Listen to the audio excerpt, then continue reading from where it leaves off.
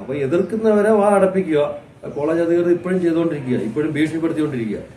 ആരും ഇതിനെക്കുറിച്ച് ഒന്നും പറയില്ല. ഞാൻ എന്താണ് പറയുന്നത്, അതായത് ഡീൻ എന്താണ് പറയുന്നത് അത് ചെയ്തോളണം, അല്ലെങ്കിൽ അവിടുത്തെ യൂണിയൻ എന്താണ് പറയുന്നത്. ഇപ്പോഴും കോളേജിൽ മാനേജ്മെന്റ് പേടിക്കുന്ന വ്യക്തമായ കാരണമുണ്ടല്ലോ. കോളേജ് ഡീനാണല്ലോ ഇതിന് കൂട്ടുന്നത്.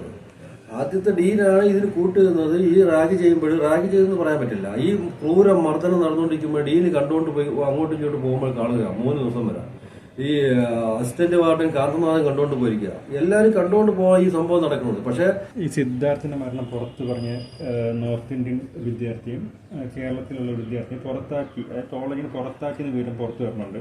അച്ഛൻ അതിനെപ്പറ്റി എന്തെങ്കിലും വിവരം അറിഞ്ഞായിരുന്നോ? അറിഞ്ഞു. അത് വെറും ഒരു വിവരമല്ല, അത് കറക്റ്റായിട്ടുള്ള വിവരം തന്നെയാണ്. അത് ഇന്നലെയാണ് നമ്മൾ അതിന്റെ വിവരം അറിഞ്ഞത്. ഒരു നോർത്ത് ഇന്ത്യനുണ്ട്, ഒരു നോർത്ത് ഇന്ത്യനും കൂടെ ആക്കുമെന്ന് അറിഞ്ഞ്, അത് ക്ലിയർ അല്ല. പക്ഷെ ഇപ്പോൾ ഒരു നോർത്ത് ഇന്ത്യനും ഒരു കേരളത്തിലെ ഒരു കുട്ടിയെ കോളേജ് അധികൃതർ പുറത്താക്കിയിട്ടുണ്ട്. അപ്പോൾ അതിന്റെ കാരണം എന്ന് ചോദിച്ചു കഴിഞ്ഞാൽ, ഈ കുട്ടികളാണ് ആദ്യമായിട്ട് അവിടെ നടന്നു കഴിഞ്ഞാൽ ഈ മർദ്ദന കാര്യങ്ങളും റാഗിങ്ങും എല്ലാം, റാഗിങ് ഉൾപ്പെടെയുള്ള മർദ്ദന കാര്യം ഈ ആന്റി റാഗിങ് സ്ക്വാഡിനെ അറിയിച്ചത് മുതൽ അവരുടെ മരണത്തിന് വേണ്ടിയിട്ട്, അവർ നീതിക്ക് വേണ്ടി കുറച്ച് പോരാടി എന്ന് പറഞ്ഞു കഴിഞ്ഞാൽ അവരവിടെ സ്ട്രൈക്കൊന്നും ഉണ്ടാക്കിയിട്ടില്ല.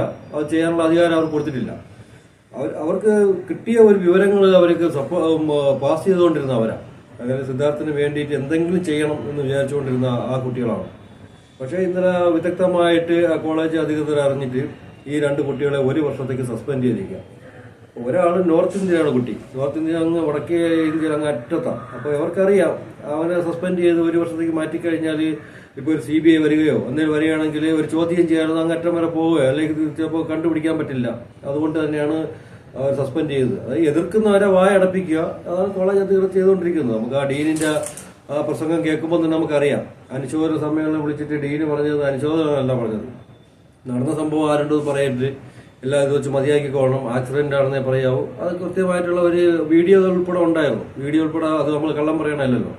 അപ്പൊ ഈ കുട്ടികൾക്ക് എന്തോ ഒരു സ്നേഹം അവനോട് തോന്നിക്കാണും. അവന് വെറുതെ ഒരു മരണമായി പോവല്ലേ എന്ന് ഉദ്ദേശിച്ച് ഈ ആന്റി റാഗിങ് സ്ക്വാഡിന് അവർക്ക് ഒരു ഇൻഫർമേഷൻ കൊടുത്തതും പബ്ലിക്കായിട്ടല്ലാതെ രഹസ്യമായിട്ടാണെങ്കിലും എന്തോ ഒരു സഹായം വേണ്ടി ചെയ്തത്.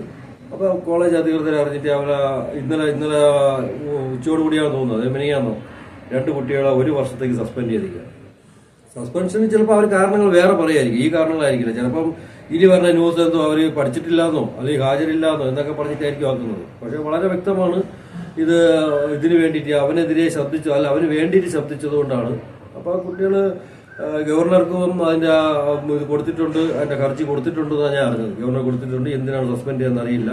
മിക്കവാറും ഇന്ന് ഗവർണർ സാർ ഇപ്പോൾ നാട്ടിലില്ല, പുള്ളി ഇന്ന് വരുള്ളൂ എന്ന് നമ്മൾ അറിഞ്ഞത്. നമ്മൾ അതിനെതിരെ അതിന് വേണ്ടിയിട്ട് സപ്പോർട്ട് ചെയ്യാൻ വേണ്ടി തീരുമാനിച്ചിരിക്കും. ഈ പുറത്താക്കപ്പെട്ട 2 വിദ്യാർത്ഥികൾ, ഈ 2 വിദ്യാർത്ഥികൾ അച്ഛനെയോ സിദ്ധാർത്ഥിനോ മാനസികവിനോ എന്തെങ്കിലും വിവരം കൈമാറിയായിരുന്നു? ഇല്ല. അവർ അച്ഛനും അമ്മ നമ്മളോട് പോലും ഇങ്ങനെ ഡയറക്റ്റ് ആയിട്ട് അവർ കൈമാറിയിട്ടില്ല. അച്ഛനും അമ്മയും ഇതുവരെ കോണ്ടാക്ട് ചെയ്തിട്ടില്ല.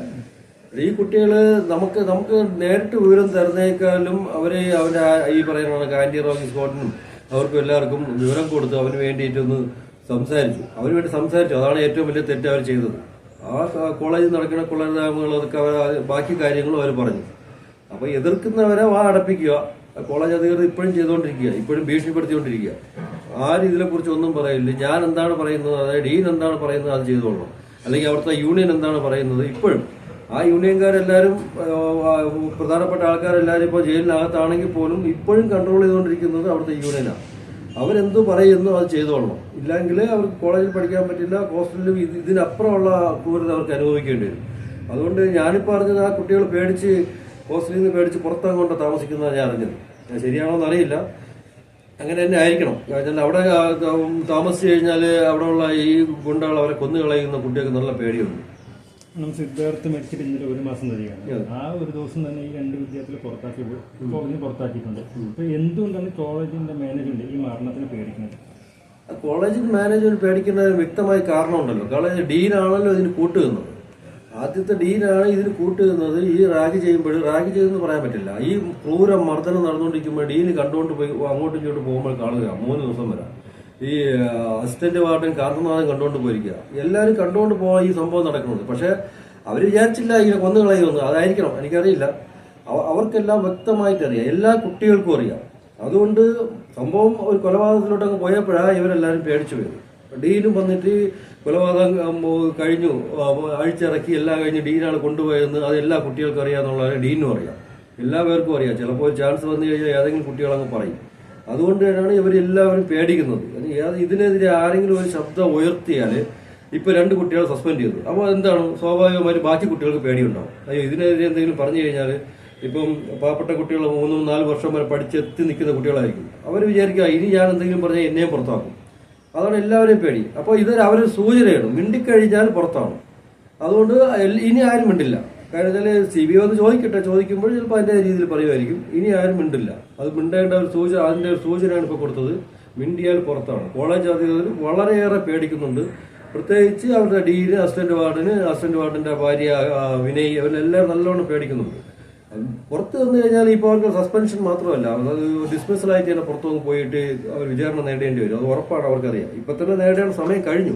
അവർ ഒരു കാര്യം ഒന്നും പുറത്ത് പറയുന്നില്ല, ഒരു കാര്യവും പുറത്ത് പറയുന്നില്ല. പറഞ്ഞു കഴിഞ്ഞാൽ എന്താ ഇപ്പൊ ഈ ഉള്ള അനുഭവം ഉണ്ടാവും. മിണ്ടിയാൽ ഇതാണ് അനുഭവം. അതിന്റെ ഒരു സൂചനയാണ് ഇപ്പൊ കൊടുത്തിട്ടുള്ളത്. ഈ 2 വിദ്യാർത്ഥികൾ പുറത്താക്കപ്പെട്ടിരിക്കുന്ന കോളേജിൽ നിന്ന് ഈ 2 വിദ്യാർത്ഥികൾ നീതിക്ക് വേണ്ടി സിദ്ധാർത്ഥിന്റെ കുടുംബം അവർ കൂടെ കാണും. കുടുംബത്തിൽ നമ്മളെ കൂടെയാണ് എന്ന് പറയാൻ പറ്റില്ല. കാരണം നമ്മൾ അവരുമായിട്ട് ഇതുവരെയും നേരിട്ട് കോണ്ടാക്ട് ചെയ്തിട്ടില്ല. അതാണ് സത്യം. നേരിട്ട് കോണ്ടാക്ട് ചെയ്യാതെ, പക്ഷെ അവർ നമുക്ക് വേണ്ടിയിട്ട് പല മീഡിയകളിലോ അല്ലെങ്കിൽ ഈ പറയുന്ന ആന്റി റാഗിംഗ് സ്ക്വാഡിലോ അവർക്ക് എല്ലാവർക്കും വിവരങ്ങൾ അവർ കൈമാറിയിട്ടുണ്ടെന്നാണ് ഞാൻ അറിഞ്ഞത്. അതുകൊണ്ട് തന്നെയാണ് ഇവരെ മാറ്റിയത്. അല്ല നമുക്ക് നേരിട്ട് കോണ്ടാക്ട് ചെയ്യാനായിട്ട് എനിക്കൊന്ന് കുട്ടികൾക്ക് പേടിയായിരിക്കും. വിളിച്ച് പറഞ്ഞു കഴിഞ്ഞാൽ ഇപ്പോൾ ഫോണിൽ ഇപ്പോൾ അവർ കണ്ടുപിടിച്ച് കഴിഞ്ഞാൽ കോണ്ടാക്ട് ചെയ്യുന്നോ ഇല്ലെന്നോ അതുകൊണ്ടായിരിക്കണം. പക്ഷേ അവന് വേണ്ടി, നമുക്ക് വേണ്ടിയിട്ടല്ല, സിദ്ധാർത്ഥന് വേണ്ടിയിട്ട് അവരവിടെ എന്തെങ്കിലും നീതി കിട്ടണമെങ്കിൽ കിട്ടിപ്പോട്ടെ എന്ന് ഞാൻ ചിന്തിച്ചതാണ് ഇപ്പോൾ അവർ ചെയ്ത ഏറ്റവും വലിയ തെറ്റ്. ആ തെറ്റിനെ അതുകൊണ്ടാണ് അവർ ധൈര്യമായിട്ട് ചാൻസലറായ ഗവർണർ സാറിൻ്റെ അടുത്ത് അവർക്ക് ഇത് കൊടുത്തിട്ടുള്ളത്, അപ്പീൽ കൊടുത്തിട്ടുള്ളത്. എന്തിനാണ് പുറത്താക്കിയത്, എന്ത് കാരണം കൊണ്ട് പുറത്താക്കി. അപ്പോൾ ഇനി അങ്ങനെ ഇതിപ്പോൾ അവർ അപ്പീൽ കൊടുത്തില്ലെങ്കിൽ ഇതുപോലെ പുറത്താക്കലുകൾ അവിടെ ഇനിയും ഉണ്ടാവും, ഉറപ്പായിട്ടും ഉണ്ടാവും. കാര്യം എന്ന് പറഞ്ഞാൽ ശബ്ദിച്ചു കഴിഞ്ഞാൽ എതിരെ ശബ്ദിക്കുന്ന വരെ വാ അടപ്പിക്കും. ഇപ്പോഴും യൂണിയൻ ഈ പ്രവർത്തനം വളരെ ശക്തമാണെന്നാണ് ഞാൻ അറിഞ്ഞത്. അവിടെ അവർ നേതാക്കന്മാർ അകത്ത് പോയിട്ടുണ്ടെങ്കിലും വെളിയിൽ ശബ്ദിക്കരുത്, ആ രീതിയിലാണ് ഇപ്പോഴും പോയിക്കൊണ്ടിരിക്കുന്നത്. ആ അലിഖിത നിയമം ഇപ്പോഴും ഉണ്ട്. അതില്ലാന്നില്ല ആ ഹോസ്റ്റൽ റൂം അവന്റെ റൂമിൽ അടച്ചിട്ടിട്ട് അവന്റെ റൂം, ഈ സംഭവം നടന്ന റൂം ശരിക്കും പോലീസ് സീൽ ചെയ്ത് വെക്കേണ്ടതാണ്. അത് ചെയ്തിട്ടില്ല. പോലീസിന് അവിടെ റൂം ലോക്ക് ചെയ്തിട്ട് താക്കോല് അവരെ കോളേജിൽ കൊടുത്തേക്കുക, കള്ളന്റെ കയ്യിൽ താക്കോൽ എടുക്കുമ്പോൾ. അതിലെന്താ കാര്യം? അതുകൊണ്ട് തന്നെയാണ് ഇത് വ്യക്തമാണ്. അവരെല്ലാവരും മൂടി വയ്ക്കാൻ ശ്രമിക്കുകയാണ്, നല്ലവണ്ണം ശ്രമിച്ചുകൊണ്ടിരിക്കുന്നു.